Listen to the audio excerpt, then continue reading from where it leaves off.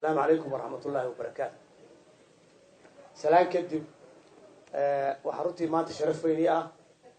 هذا كلاس قيم كلو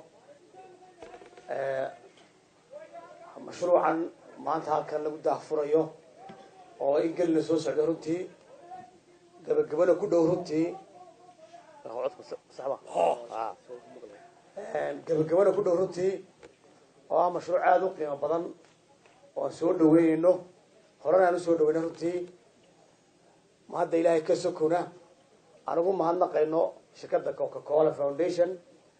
iyo kambanigeenna maxalliga ah SBI iskaashiga wanaagsan ee nagala yeesheen in nagala qayb galaan sidii biyo loogu heli lahaa caasimadda Hargeysa oo sanadkii 2012 tijaabadii u horeysay laga sameeyay xaafadaha Ayaxwan iyo Ayaxtu dooxa laga soo qaaday biyaha infiltration system cusub ay keeneen hay'adaha UNICEF noo keentay iyo Terra Solidarity runtii waa waxa aad loogu mahadnaqo shirkad muddo kooban ka shaqeynayay dalkeena oran karo waa muddo malaha 4 sano 5 sanadooda waxa islaahay inta maanta ay nagelisay waxa islaahay waliba soo bixin malay Soomaaliland inta ay nagelisay waxa islaahay mustaqbalka uu ugu tala galay inay ka heli doonaan insha Allah laakiin waxa Allah wali haday burcad galiyeen iyo haday Hargeysa galiyeen baruntii waa hanti aad u weyn oo ilaa 6 milyan oo dollar isku noqonaysa aad iyo aad baan ugu mahadnaqaynaa waxana kulay waxa gacmooda jir wax ku qabtaan waxaynu isku kaashanaynaa mar walba ama gacmay awoodeen isku geynay ilaa maalintii 2010kii xisbiga kulmiye yimiday 2012 mashruuca markuu bilaabmay EU oo 20 milyan in ka badan ahaa sida la sheegay runtii waxa dal loo haystay kookii dal 20 milyan baa lagu maalgelinayaa biyihii caasimadda Hargeysa oo culays bay naga saaran yahay waxda iskaga dhamaanayso 2-3 sanadood baa kulay loo haystay laakiin culayskeeda iyo farsamadeeda iyo iska leedahay imika waxaan rajaynaynaa inay haddana wixii waxba ka tarweydo waxa le wixii dakhliya meel badan naga soo galay hadday tahay mashruuca SDF-ta hadday tahay World Bank hadday tahay qolada maanta in la joognay Coca-Cola Foundation wixii oo dhan waxa isku geynay sidii biyo Hargeysa looga heli lahaa waxa culayskeeda isku geeyay lacagta maanta Hargeysa ay maraysaa 50 milyan kor boo dhaafsan tahay ilaa 60 milyan kor boo dhaafsan tahay haddana wada kulli way intay biina soo gaarin dhibaatada qabnaayo inaan la hadlo diidi mayno laakiin hadalkeenu waxaan qawaayno saa la sheegay biilaantu gabi Hargeysa haysataa markuu systemku ama magaaladu dhisataba god biyo waxa la meesha godan bay iyo ku ururaan cid ujeeda gaar laga leeyahay ma jirto wayna soo martay oo magaalada Buuramo sidoo kale ku dhacday oo beebkii forage-ka ah ee Ingiriisku dhigay iyo magaalada kala baatay waxay ku shubantay kolbayntii xagga ceelka xigto xaafado ku urtay imika kolbaynta barkada xigta ku uraysa maalintii 2010kii xilka nimidnay biyaha Hargeysa waxay soo gaadheen halkan imaatay buurta hoosteeda soo gaadheen maalintii 10 sanadood waxa dhismay waxa laga yaabaa Hargeysa ka dhismay oo ku beeray 30 kun guri 30 kun guri haday qaybta waqooyi 15 kun guri ku beereen 15 kun guri waqooyi ku beeray waxay ka biyo ka sii gaabiyeen 15 guri koonfurta marka waa systemka iyo biyaha yar u baa keenay inay saa runtii inta ina gartay cadhiri maxay muweynay dadka reer soo gartaan wanaagsan Hargeysa wada biyo laadahay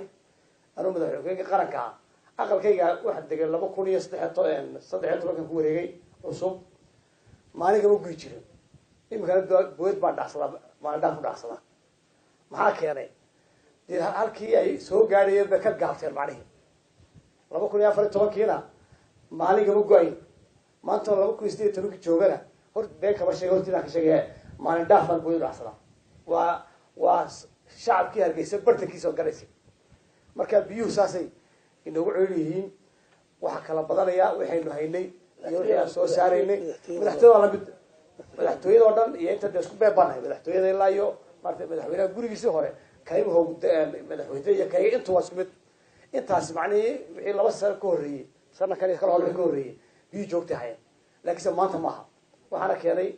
biyaha iyo dhismaha ku badanaya hoteelka laga dhisaa halkaas iyo aqalka laga dhisaaba waxay ka goynayaan aqal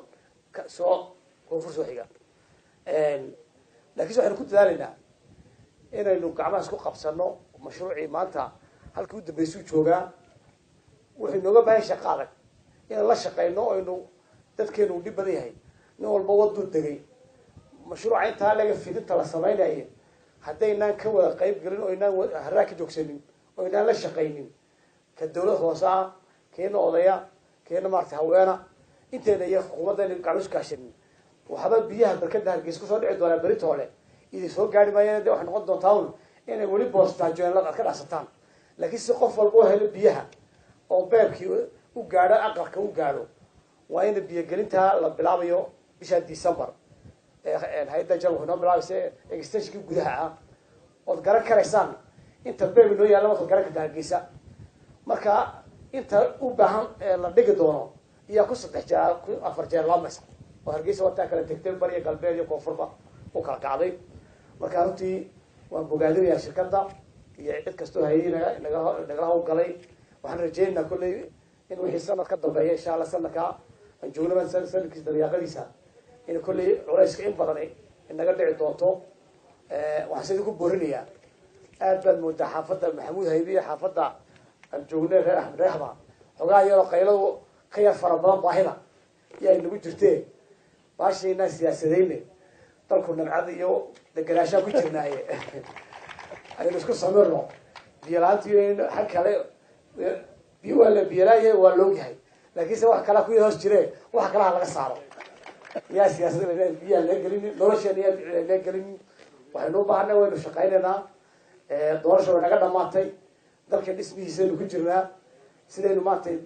degmo kasta iyo tuulo kasta oo Somaliland biyo nadiif oo lahayd waa priority xukuumadda Somaliland maanta talisa waxaan naga go'an in cid kasta ay hesho biyo nadiif sababta biyo nadiif waa nolosha aynu soo garanay sida uu wasiirku sheegana xiriiriga biyuhu meel walba way jiraan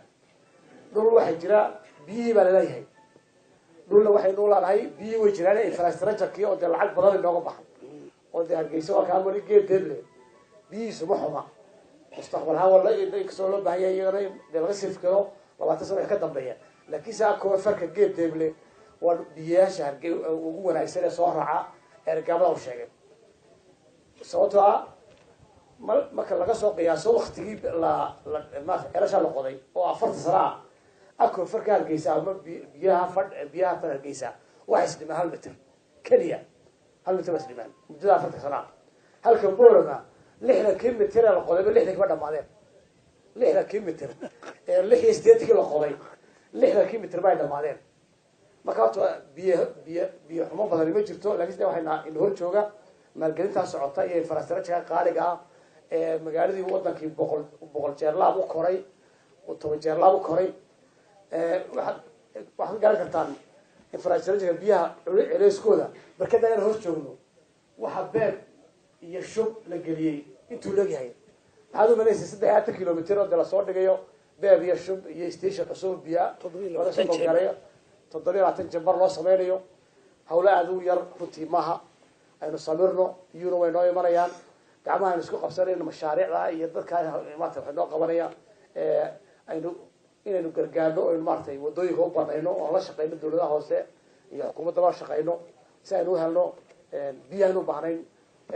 oo ala aqal hadhow berito hore in loo gaarsiiyo aad iyo doonaysa. Assalaamu calaykum.